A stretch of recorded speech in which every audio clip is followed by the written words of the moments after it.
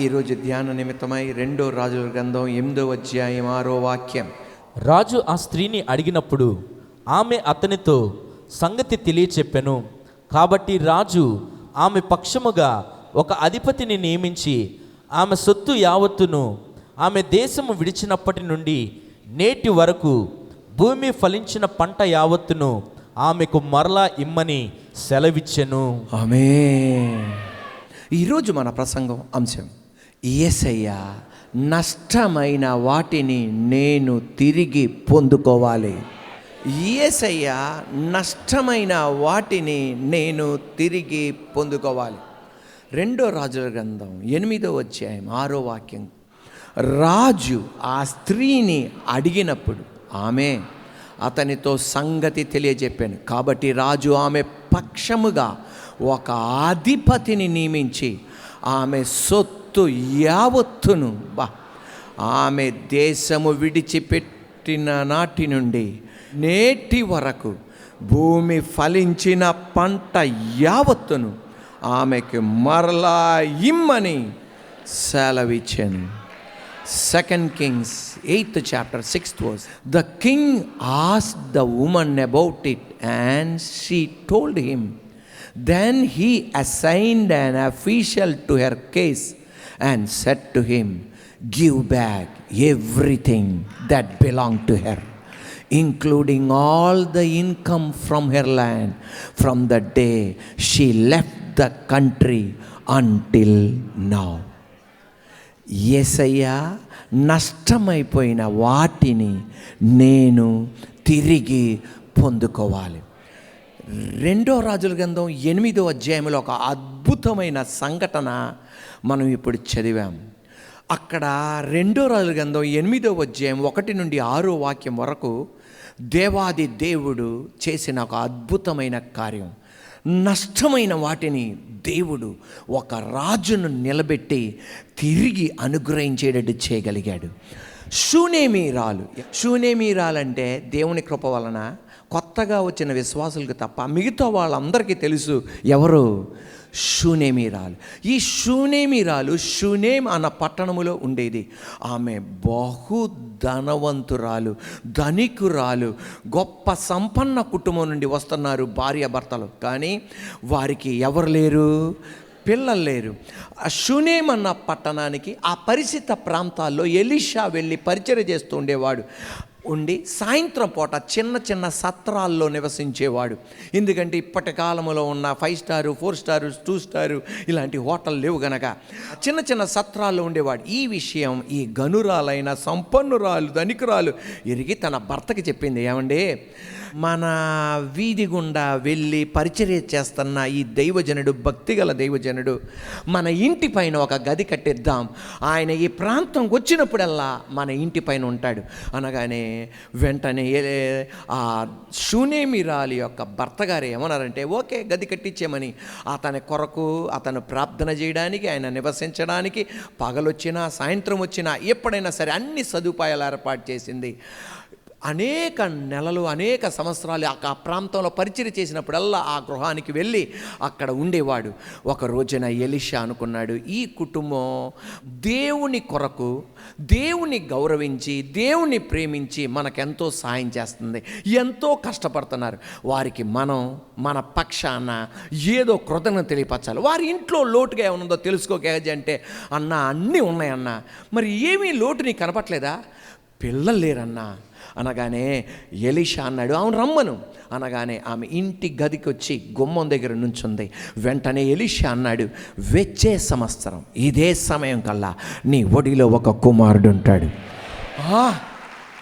అనగానే ఆమె అన్నమాట ఆశలు పుట్టించొద్దు. వచ్చిన పాస్టర్లందరూ ఇలాంటి ప్రవచనాలే చెప్తున్నారు, వచ్చిన ప్రవక్తలందరూ ఇలాంటి ప్రవచనాలు చెప్తున్నారు. ఇదిగో వచ్చే సంవత్సరం కల్లా, ఇదిగో వచ్చే సంవత్సరం కల్లా, ఇదో వచ్చే సంవత్సరం కల్లా.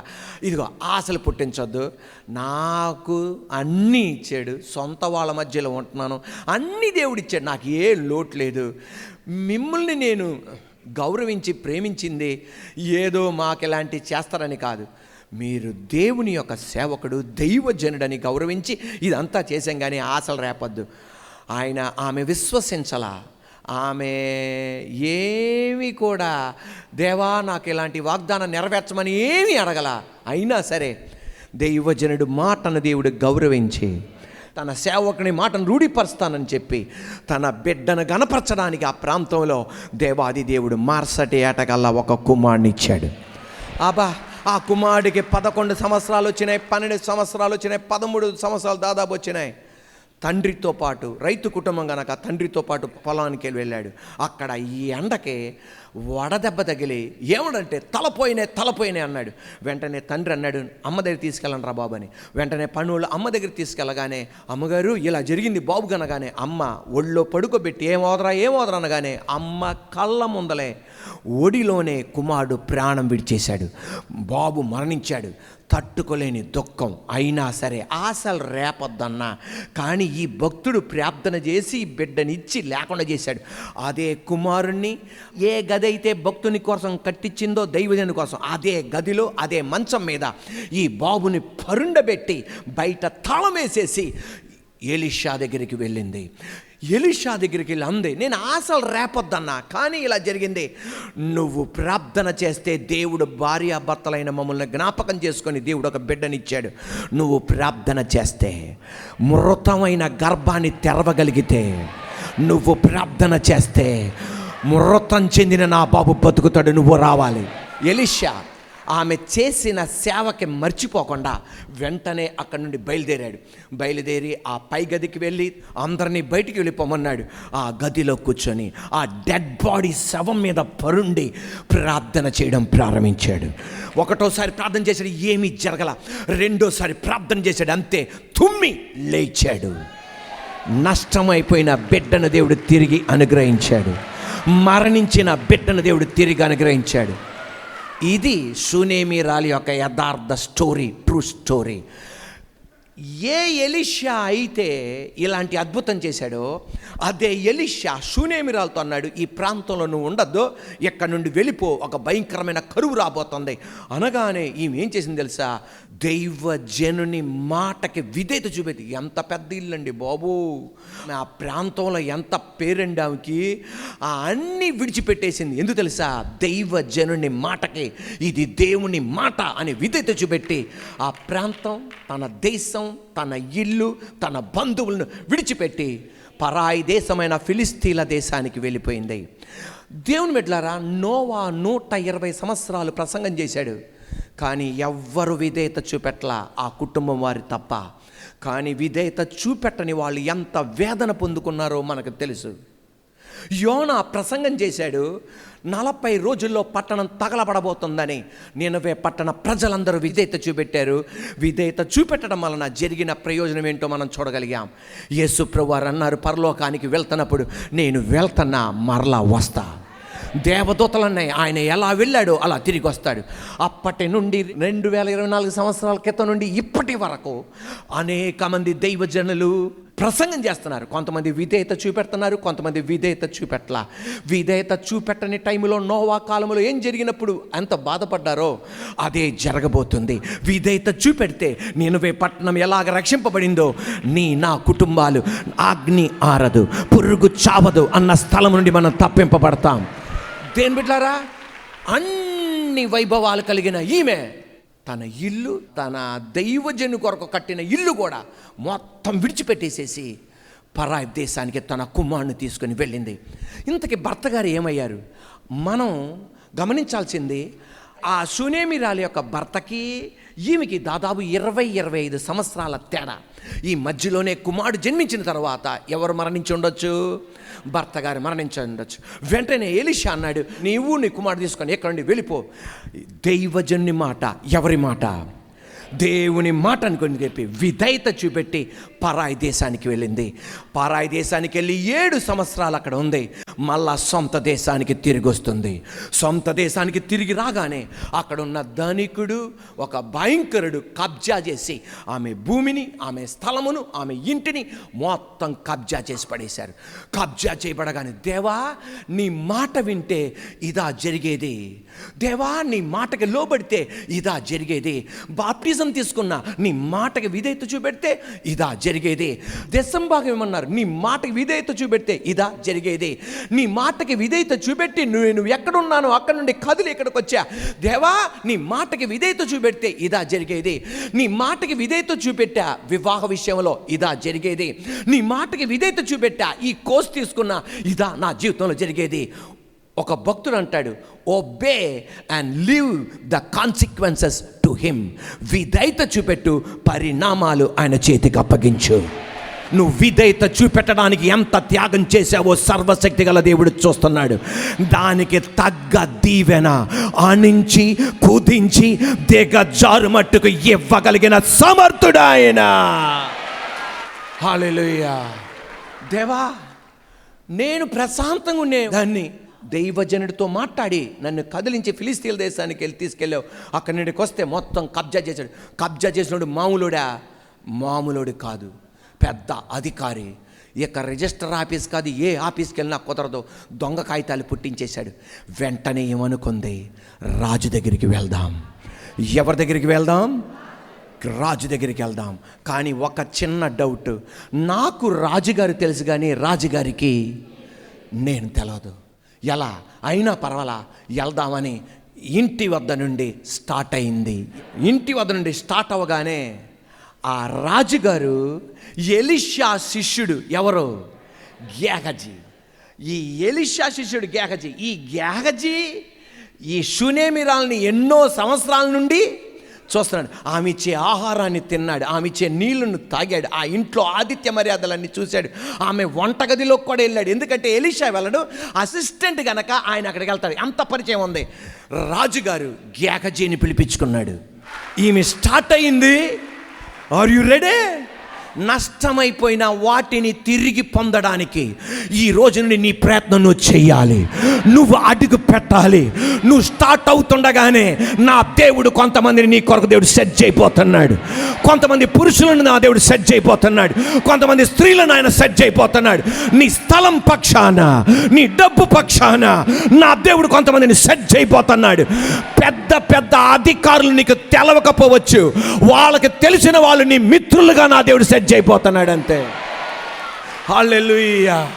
కానీ నా దేవుడు చెప్పేది, నష్టమైపోయిన వాటిని తిరిగి పొందడానికి నువ్వు అడుగు పెట్టాలి. అడుగు పెట్టింది ఒక స్త్రీ అయి ఉండి. ఎందుకంటే ఆ కాలంలో స్త్రీలకు విలువ ఇచ్చేవాళ్ళు కాదు, ఇప్పటి ఒక కాలంలో ఉన్నంత విలువ ఇచ్చేవాళ్ళు కాదు. కానీ ఈమె అడుగు పెట్టింది. తన బిడ్డను తీసుకొని రాజుగారు గేహజీని పిలిపించుకున్నాడు. రాజుగారు అడగటం అడిగాడు, గా ఎలీషా మీ పాస్టర్ గారయ్యా? అవునన్నా. దేవుడు ఆయన ద్వారా గొప్ప కార్యాలు చేయించాడంటగా, అవి ఒకసారి వివరించు అన్నాడు. అన్నా ఆయనతో గొప్ప కార్యాలా? ఆయన పైన ఒక పాస్టర్ గారు ఉండేవాళ్ళు ఎలీషాకి. ఎవరైనా డబ్బల అభిషేకం పొందుకున్నాడన్నా. దుప్పటి శాలువా తీసుకొని యోర్దాను నదిని కొట్టగానే పాయలైపోయింది. రాజుగారు పాయలైపోయిందన్నా. ఎరికో పట్టణంలో నీటి ఊటలు పాడైపోతే ఉప్పు వేసి ప్రార్థన చేయగానే ఊటలు బాగుపడి అన్నా. శిష్యులందరూ కలిసి ఒక కొండను తీసుకొచ్చి, ఒకడు వివరం తెలవనివాడు ఒక ఆకు తీసుకొస్తే ఆ కొండలో పాట్లో పాయిజన్ అయిపోయింది, విషం అయిపోయింది. అన్నా విషం పాయిజన్ అనగానే పిండి వేసి ప్రార్థన చేశాడు. విషపు కొండ జీవపు కొండగా మారిపోయిందన్నా. అంత మట్టికే కాదు, అతను చేసినది ఏంటి తెలుసా?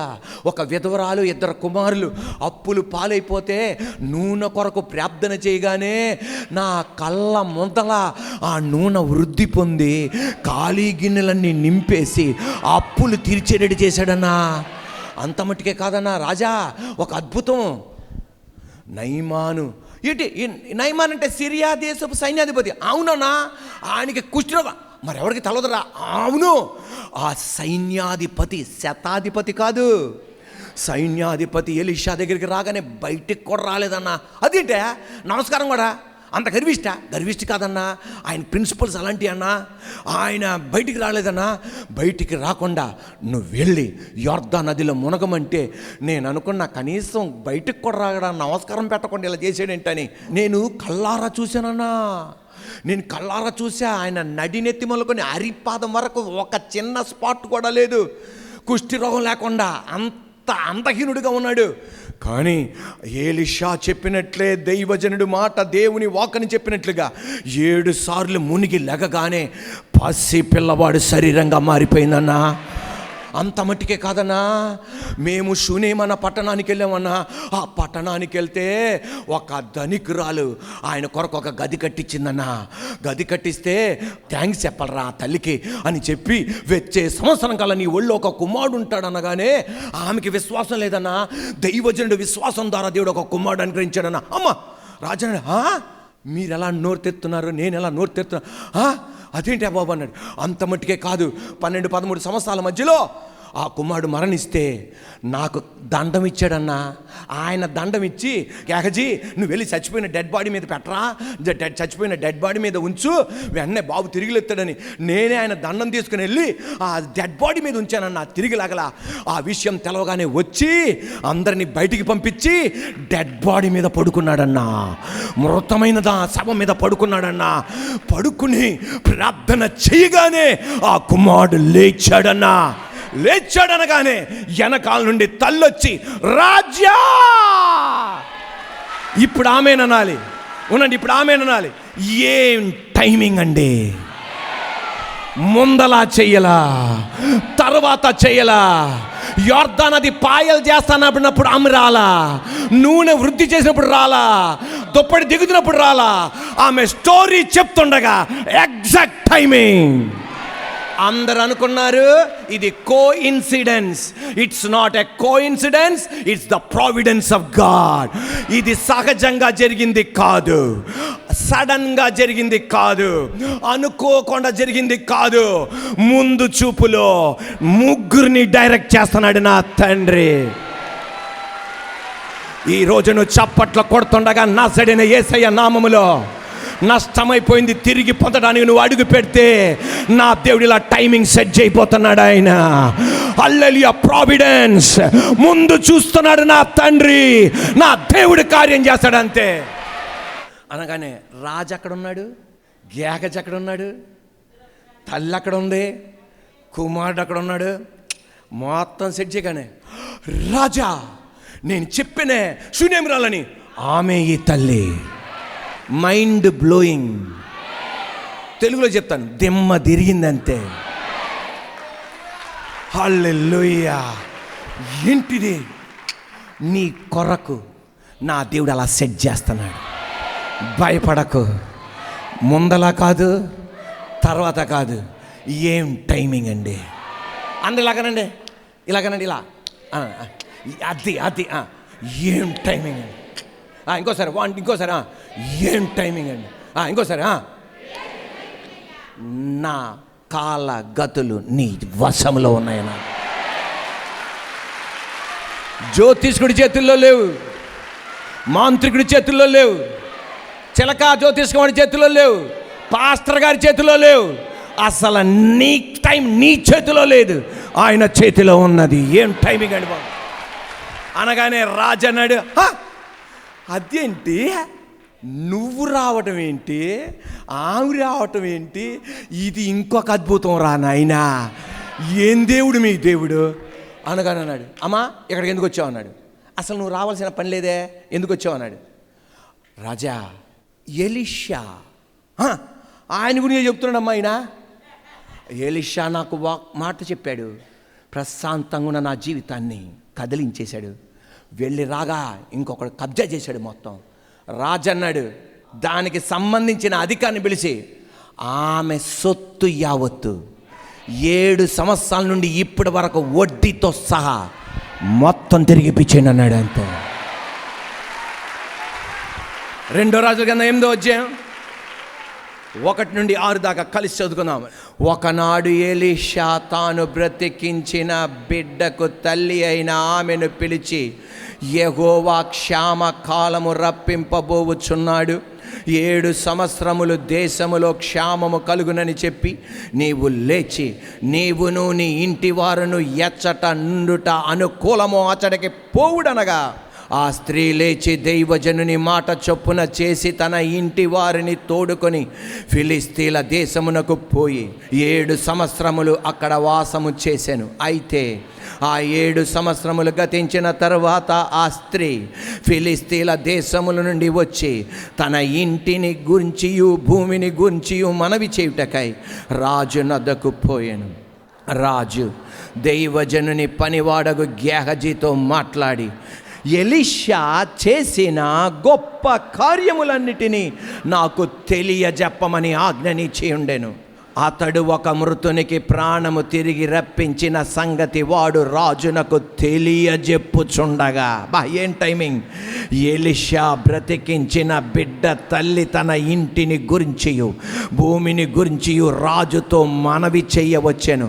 అంతటా గెహజీ, నా ఏలిన వాడవైన నా రాజా, ఆ స్త్రీ ఇదే, మరియు ఎలీషా తిరిగి బ్రతికించిన ఈమె బిడ్డ వీడే అని చెప్పగా, ఇప్పుడు గట్టిగా రాజు ఆ స్త్రీని అడిగినప్పుడు ఆమె అతనితో సంగతి తెలియజెప్పాను. కాబట్టి రాజు ఆమె పక్షముగా ఒక అధిపతిని నియమించి ఆమె సొత్తు యావత్తును, గట్టి చదవండి, ఆమె సొత్తు యావత్తు అంటే చీప్రి పుల్ల కూడా వదిలిపెట్టకుండా ఆమె సొత్తు యావత్తును.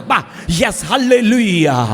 అప్పులకి నీ ఇల్లు అమ్మేసుకున్నామేమో, లేకపోతే కార్లు అమ్మేసుకున్నామో, ఆమె సొత్తు యావత్తును ఆమె దేశము విడిచిపెట్టిన నుండి నేటి వరకు భూమి ఫలించిన పంట యావత్తును ఆమెకి మరలా ఇమ్మని సెలవిచ్చాను. రాజు ఈ మాట చెప్పగానే గెహజీ అన్నాడు, ఇదొక భక్తుని మాట. Are you ready? గెహజీ అన్నాడు, అన్నా, నేను నీకు సగం సత్యమే చెప్పానన్నా. ఏం సగం సత్యం? సగం సత్యమే చెప్పానన్నా. నయమాను యొర్దాను నదికెళ్ళి 7 సార్లు మునగగానే పసిపిల్లవాడి శరీరంగా మారినని వదిలేసా కదా, సగం సత్యమే చెప్పానన్నా. నా మనసు గుచ్చేస్తున్నానన్నా, ఇది చెప్పకపోతే నేను ఉండలేకపోతున్నానన్నా. నీ దగ్గర నుండి వెళ్ళిపోయిన మనసాక్షి నా దేవుడు గుచ్చేస్తున్నాడన్నా. ఏంటి చెప్పునానా? నువ్వేమనుకోగదు. అదేంటన్నాడు, నువ్వేమనుకోగదు. ఇలాంటి సండాలు పోడా, ఇలాంటి దుర్మార్గుడా, ఇలాంటి నీచుడా, ఇలాంటి పనికిరానోడా ఎలీషా దగ్గర ఉంది అని అనుకోగదు. అనుకోనిరా, చెప్పురా నాయన. నయమాను స్వస్థత పొందిన తర్వాత నయమాను కృతజ్ఞతగా ఎలీషా ఎలా కృతజ్ఞత కలిగినోడో, ఒక ఇంట్లో ఉంటే వాళ్ళకి దీవింపబడాలని ఎలా ప్రార్థన చేశాడో, నయమాను కూడా కృతజ్ఞత కలిగినోడు. ఒక మాట మీరు గమనించండి, నువ్వు థ్యాంక్ యూ చెప్పే వ్యక్తివా, కృతజ్ఞత కలిగే వ్యక్తివా, నీ దీవెన కొన్ని రోజులే ఆపగలడు, ఎవ్వడు దాన్ని ఆపలేడు. మరలా నువ్వు తిరిగి పొందుకుంటావు. అన్నా, ఆ నయమాన్ ఏం చేశాడో తెలుసా? బంగారముతో, వస్త్రాలతో, వజ్రాలతో, వెండితో ఎలీషా దగ్గరికి వెళ్ళగానే ఎలీషా కాணிకలు స్వీకరించని వ్యక్తి కాదు ఆయన.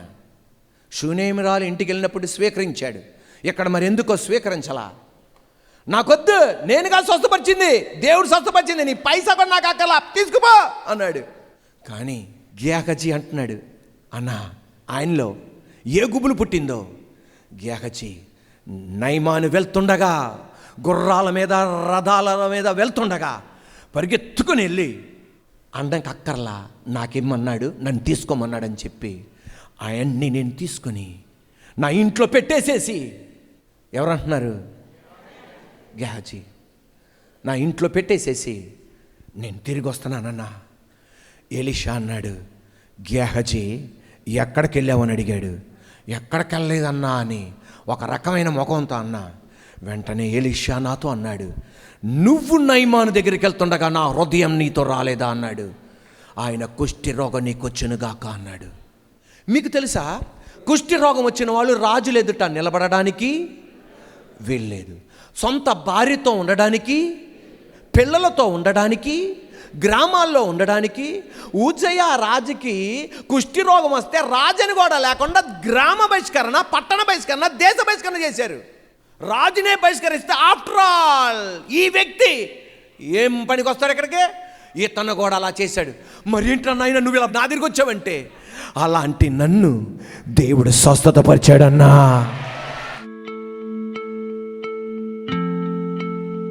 ప్రార్థన చేసుకుందాం. పరలోకమందున మా తండ్రి పరిశుద్ధాత్మదేవా, యేసయ్య, నష్టమైన వాటిని నేను తిరిగి పొందుకోవాలి.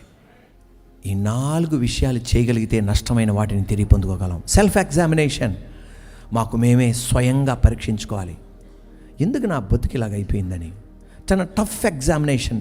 ఆ ఎగ్జామినేషన్లో టఫ్గా నువ్వు నీ పేపర్ దిద్దుకోవాలి. దాంట్లో జాలి కనికరం ఉండకూడదు. దిద్దుకొని అది మీ నాన్న ద్వారా పరిష్కరింపబడిద్దా? దేవుని స్తోత్రం. పడదా? అయిపోవద్దు. నీకు ఒక తండ్రి ఉన్నాడు. ఆయన వైపు తిరుగు, దేవుడి కార్యం చేస్తాడు. తండ్రి, మనస్సు, విరిగిన మనస్సు దేవునికి ఇష్టమైన బలులు. నష్టమైపోయింది తిరిగి పొందుకుంటావు. నాలెడ్జ్ అండ్ విజ్డమ్, తెలివితేటలు మరియు జ్ఞానం ద్వారా నష్టమైపోయింది తిరిగి పొందుకుంటావు. యాక్షన్లోనికి దిగాలి. కొన్నిసార్లు నీ దగ్గరికి తీసుకొస్తాడు, కొన్నిసార్లు కుదరదు, నువ్వే అడుగు పెట్టాలి. ఈ రెండిట్లో నువ్వు ఏ టైపో నాకు తెలియదు. దేవా, నువ్వు కార్యం చేస్తావు. రాజు అన్నాడు, నష్టమైపోయిన యావత్తు ఆమెకి తిరిగి ఇచ్చేయండి. నీ బిడ్డలు నష్టమైపోయిన వాటిని అన్నిటినీ తిరిగి వాళ్ళు పొందుకోవాలి నాయన. వారి ఆరోగ్యం, వారి సంపద, వాళ్ళ అభిషేకం, వాళ్ళ జీవితం అన్నీ తిరిగి పొందుకోవాలి రాజా. వాక్య జీవితం, ప్రార్థన, పరిశుద్ధత, నీ కొరకు నిలబడే అవన్నీ వాళ్ళు తిరిగి పొందుకోవాలి రాజా. యేసయ్య, అన్నీ వాళ్ళు తిరిగి పొందుకోవాలి. ధనం తిరిగి పొందుకోవాలి. రక్షణ ఆనందం తిరిగి పొందుకోవాలి. ఆ ప్రార్థన జీవితం తిరిగి పొందుకోవాలి. ఇంట్లో ఉన్న ఐక్యత తిరిగి పొందుకోవాలి. ఇంట్లో ఉన్న ప్రేమ వాళ్ళు తిరిగి పొందుకోవాలి. దేవా, తద్వారా నాయన నువ్వు మహిమ పొందాలి రాజా. వీళ్ళ దేవుడే వీళ్ళని దర్శించాడు అనుకోవాలి. పరిశుద్ధాత్మదేవా, ఇందుకు పనికిరను వాడుకున్న విధానం పడి స్తోత్రం నీకు మహిమ చెల్లిస్తూ యేసు నామమున తండ్రి, ఆమేన్. ఎవరు చెప్పారు నీ కుటుంబం బాగుపడదని? ఎవరు చెప్పారు నీ భర్త మారడని? ఎవరు చెప్పారు నీకు పిల్లలు కలగరని? ఎవరు చెప్పారు ఆ రోగము తగ్గదని? ఎవరు చెప్పారు ఆ ఉద్యోగం పొందలేవని? ఎవరు చెప్పారు ఆ ప్రమోషన్ నీకు దొరకదని? ఎవరు చెప్పారు నీకు పరిచర్యలో అభివృద్ధి పొందలేవని? ఎవరు చెప్పారు ఆ వ్యాపారం నువ్వు చేయలేవని? ఎవరు చెప్పారు నువ్వు చదువుకోలేవని? ఎవరు చెప్పారు ఈ అప్పుల ఊబిలో నుండి బయటికి రాలేవని?